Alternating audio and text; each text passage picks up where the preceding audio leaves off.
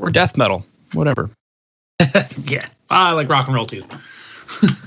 Rock and roll is good. Are you more about the rock or more about the roll? I am more of the roll guy. I like the past tense. Right. Beautiful. All right. Well, let's rock and roll. Hello, and welcome to the Rock Metal Podcast. I am your host, John Harris. Today on the Rock Metal Podcast, we have the MYOPIA Condition, and they've got a new album called Event Horizon, which is released on October 16th. Right now, I'm being joined by Robert to share some more information about what the band has got going on, what they've been up to, what they've got coming up. So, Robert, welcome to the show. Oh, thanks for having me, John. I'm glad to be here and talk about this heavy-ass album that's coming out. It certainly is heavy. It falls under the metal part of the show, the rock metal show. Funny thing is, Robert, sometimes I get that.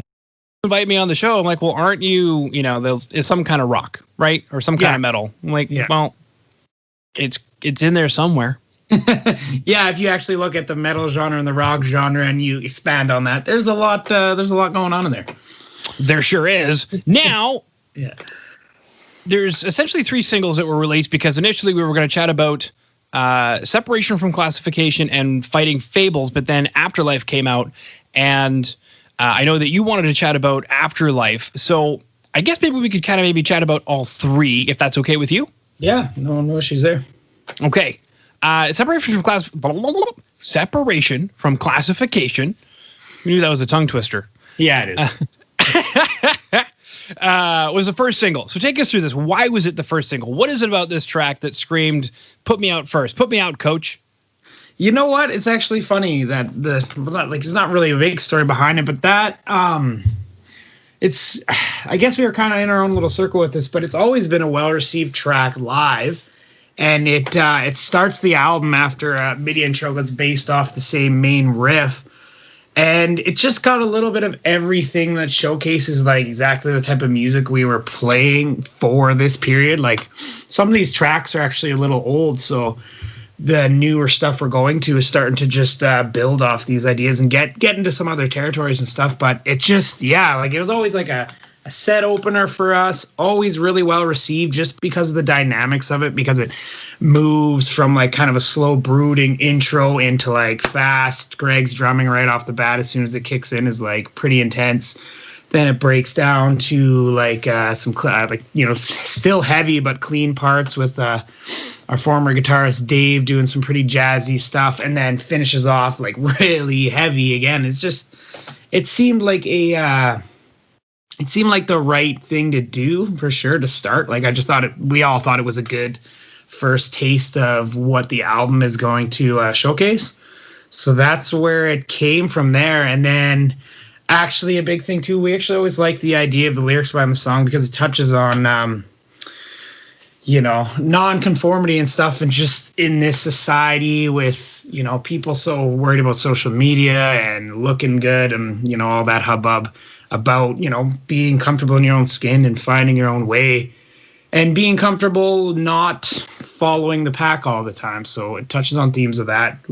That's what Jose had in mind when he wrote the lyrics for the song. So you've also forgotten about looking good on social media. yeah, exactly. So you gotta save your vacation photos so that you don't put them all at once. You gotta months later you're still in Fiji. Yeah, exactly. Just really providing that illusion. Yeah, exactly. Beautiful. Okay, so feeling comfortable in your own skin, is that for this song only, or is that some kind of a theme? Dare I say concept to the album? Definitely a concept to the album. A lot of the lyrics Joe wrote on this album are concepts like involving that, like struggling with your self-image and just being, having respect for yourself and being, like I said, comfortable in your own skin and just, struggling with a lot of the stuff that are byproducts of the society we live in today. Like when you talk about social media and all this stuff, and it's known, it's scientifically proven that it makes people depressed and less have less respect towards themselves because you're constantly seeing these things on the internet of these people living these lives and stuff and comparing yourself, and it piles on, and a lot of people struggle with that and struggle with self-doubt because of it. So definitely a concept in the album. Yeah, you nailed that on the head. Wow. The interesting thing is, I don't know how old you are. We could potentially go down memory lane here. But before it was a Facebook problem, I don't ever remember MySpace being an issue. I think MySpace was probably the best thing in the world. But it was like billboards and magazines. I remember in the 90s. That was the big thing. Yeah. Yeah, no, I was, I'm 30 now. And so, I do remember that.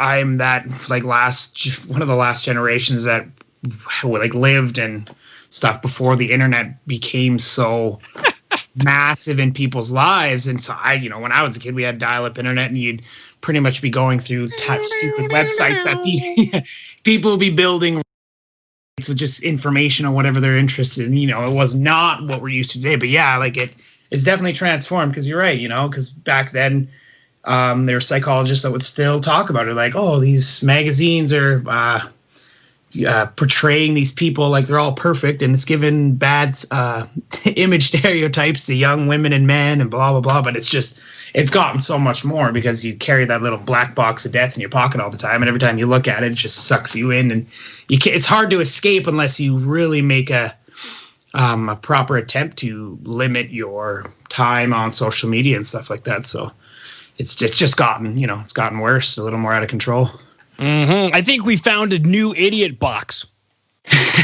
Yeah, no, for sure. For those who are too young out there, the idiot box is the television, which is this archaic form of entertainment where radio waves would come through the air and you would pick them up and watch channel 4 or 5 or 6. Yeah. Yeah. Well, it's true, though. I don't know how many political cartoons you'd see back when I was younger about saying that. It's just, it's just people getting sucked into the TV, and that's their lives and stuff. But now you literally have a more advanced TV in your pocket all the time. Yeah. It's funny because mine, it's too much power for me, because I've turned off all of my notifications. Everything's really turned off. If I don't want to get an email, I don't, unless I open my email.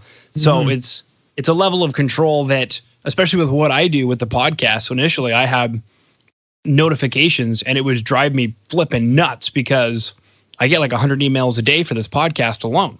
Yeah, no, for sure. Ridiculous. Okay, so then another funny thing is I was watching Cobra Kai. Yeah.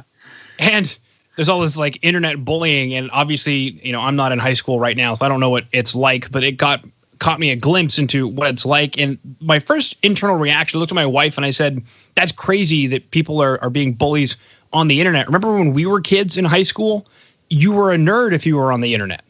Yeah, no, for sure. Yeah. That was the cool thing. Yeah, no, that's such a shitty thing too, the internet bullying, because the amount of anonymity and just being able to hide behind the screen and not, I don't know, this is just shitty. People just take the bullying to the next level because there's zero consequences for the most part. I know. You can't get hit in the face when nobody can see your face. Exactly. And people making shitposting accounts just to troll people. Yeah, so. My goodness gracious. Okay, now, taking this idea of feeling comfortable in your own skin, potentially flipping the script. That one actually comes from Cobra Kai. Man, you got to flip the script. And then Lip turns into Hawk, and then it just all goes downhill from there. Fighting fables. Is that what this is about? Is it about flipping the literal script, fighting the fable?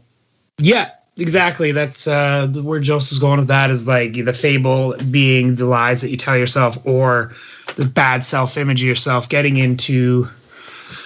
how he said it, getting into the ring with the demons in your head and just, fucking overcoming them. So that is exactly, it's flipping the script. It is overcoming that stuff and making a solid attempt to, just to work on yourself and to be happy with your self-esteem and take care of yourself and stuff mentally. So yeah, that's definitely the idea there. Very, very cool. And then Afterlife. What's going on with Afterlife? Afterlife, I wish Joseph was here to talk about that a little more, but mostly because I've heard him chat about it a little bit, but mostly he's talking about just how comfortable people can be being really shitty to each other.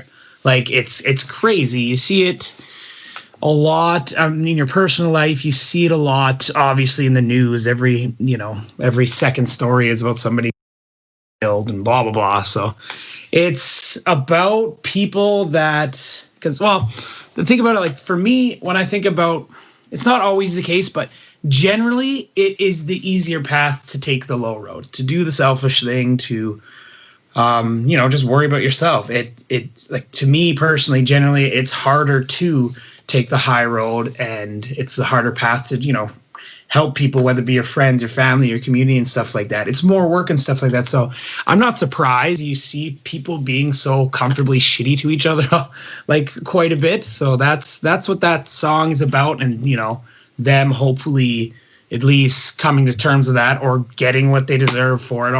It's almost like karma speaking, I guess, in a way. It's definitely touching on that, is kind of the disgustingness of how bad people can be to each other. And, the hopes that we can be better to each other, or at least the people that are being extra shitty get what's coming to them eventually. Wow. Comfortably shitty with other people. Yeah, really, though.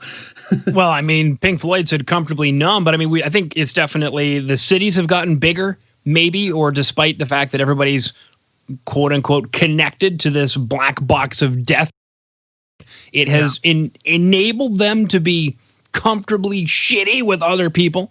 Mm-hmm.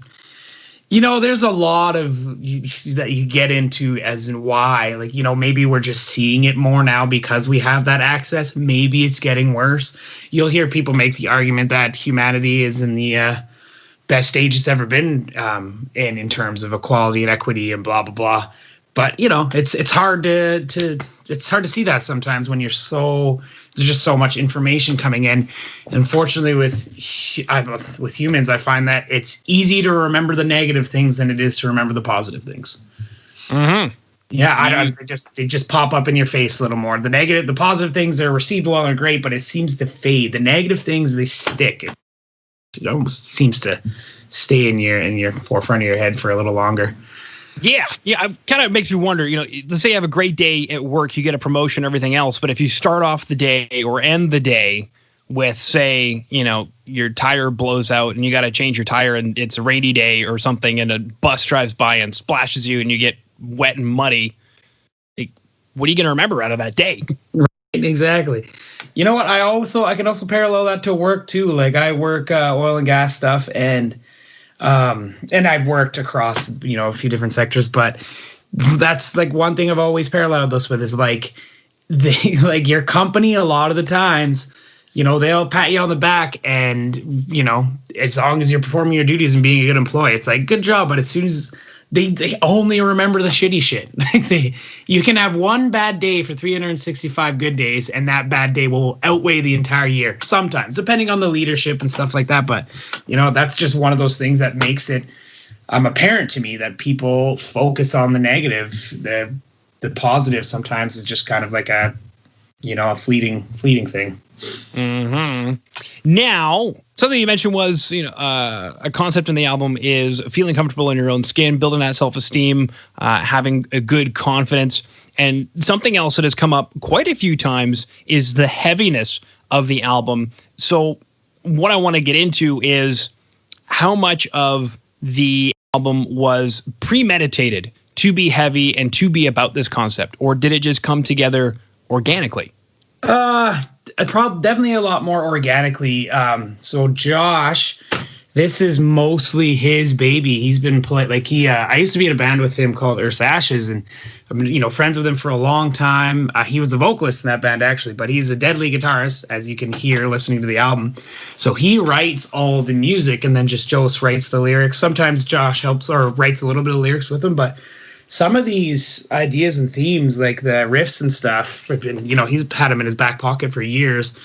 So he generally does. He's just a riffmeister, man. Like, he just riffs hard, like mostly a rhythm style guitarist. And he just comes up with an idea that he likes and just kind of runs with it. And then usually we'll take it to me. I'm on bass and Greg, the drummer, and then we'll start to, to build off the ideas, put the actual rhythm section together. If we have input, like I'm a guitarist as well, if I have input on ideas and stuff and how to, put stops and starts in the song and, just climax buildings and different dynamics and stuff, but like pretty much all the guitar is written by him with the exception of leads. And then after that, what it is for Jose, he doesn't write a single lyric until he hears the music once it's pretty much fully formed instrumentally, and then whatever the vibe he gets from it or whatever is, he definitely takes a lot of the vibe from the music, and then whatever is on his mind at the time, he'll start to build off that. So it's not. The heaviness is straight out of just Josh's brain, man. He just writes. He's got like influences that range all over the place. So he just likes writing heavy stuff. And Greg, as you can hear on the album, can play some heavy drums, and it all just forms like that. Very cool. Now, something you mentioned before was oil and gas. I know I haven't found work in that industry in 6 or 7 years now. Mm-hmm. So I had to change industries myself. But my next question, basically, with regard to that, for those listening in, we're both in Alberta, which is an oil and gas place, or should be, or supposed to be, or whatever. Yeah, that's a long conversation. That's a podcast in and of itself, as far as how that's going right now. But where I wanted to tie that together is, how has the coronavirus situation been for you guys as a band this year? Has it been a blessing in disguise? Has it been just complete awful, comfortably shitty? Comfortably shitty, yeah. Uncomfortably shitty? Uncomfortably shitty. You know what? I don't know.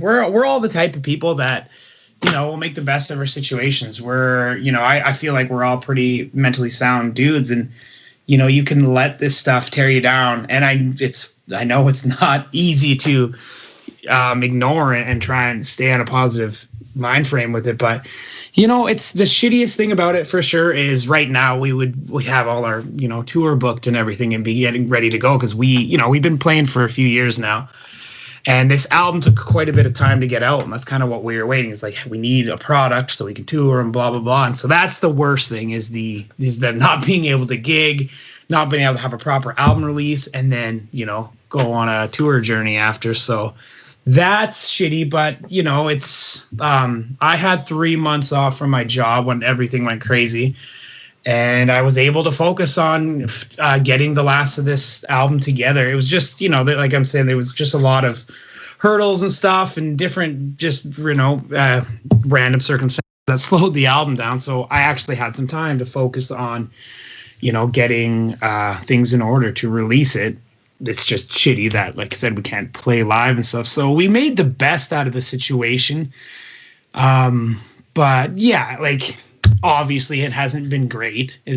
But we're doing our thing, and we considered waiting until things, get a little better in terms of live music. But we just, like I said, we've been sitting on it too long. I just wanted to give it out to people. I know there's a lot of musicians who want to release music,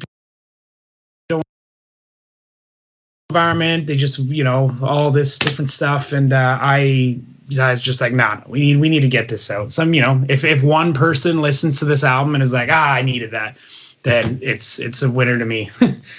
So. Yeah, that brings me to my next question, because there's been bands who've been doing all sorts of things to try and do album releases or shows, or I've even seen festivals and quasi tours. Yeah, an online tour kind of thing, which is, I don't know, weird, I guess. Yeah. But, all right, Wisconsin. So I guess my question is, how did you guys go about releasing the album during these times? Honestly, it's pretty much everything you would normally do, minus the live music and everything. Like, we wanted John with Asher Media to help promote the album and get it out, because we're a relatively new band. Like, we have a bit of a following in the central Alberta area, but we just want to expand it. So that was one of the things, especially now, considering we can't go on tour. We're like, we definitely should utilize this, this format. So like that. Just trying to get an online presence, provide, put together some material. We got a lot of stuff that we're slowly going to be releasing after the album, do like playthroughs and everything, and just try and stay relevant while all of this is happening, so that when we are able to get on the road and start gigging again, that it's not going to be after a long break of inactivity type of thing. So okay. That's mostly it. Other than that, we got a couple because we definitely want to do some live streams. That's a big thing. Like I said, Josh, he's in England right now, so he'll be getting back, and then he's got to go into quarantine.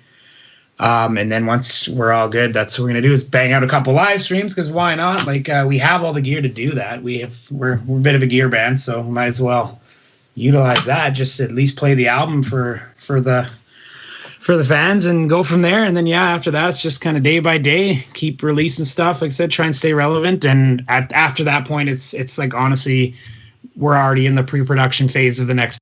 So. Okay, you mentioned pre-production for the next album. How much can you say about that right now? Oh, I can say a little bit about it. I will preface this with the fact that it took so long to get this album out, where like really nose of the grindstone to have this other new material ready to go after a proper amount of time between this release. It's that was like really hard for me. I'm like, they always talk to me. I'm like the mom or the dad of the band. I'm the type of guy. I'm like I just usually step into leadership roles and keep everybody wrangled. And how long it took this album to come out was really weighed on me a lot. It was stressing me out. So I just like really, it was bothering us all. We all just really want to keep smashing stuff out. The new material it's awesome. It's greasy. Like I said, some of these songs are pretty, like Josh wrote years ago. So him as a guitarist, he's expanded his guitar horizon so much since then. And I just feel like some of these new tracks are going to turn heads just as much as this album will, if not more. So we are in the like pre-production phase of that already. And you'll probably start to see some sneak peeks and stuff around Christmas. Okay. Very, very cool stuff. Well, that concludes the questions that I have. Is there anything that you were hoping I would ask that I did not? No, not really. You covered what I want to talk about: the tracks, the future, our plans for, navigating these weird times. So that's pretty much it in terms of questions for me. Okay. Beautiful. Sweet. Well, Robert, thank you so much for coming on to the Rock Metal Podcast today. Oh, thank you so much, John, for having me. I appreciate this a lot.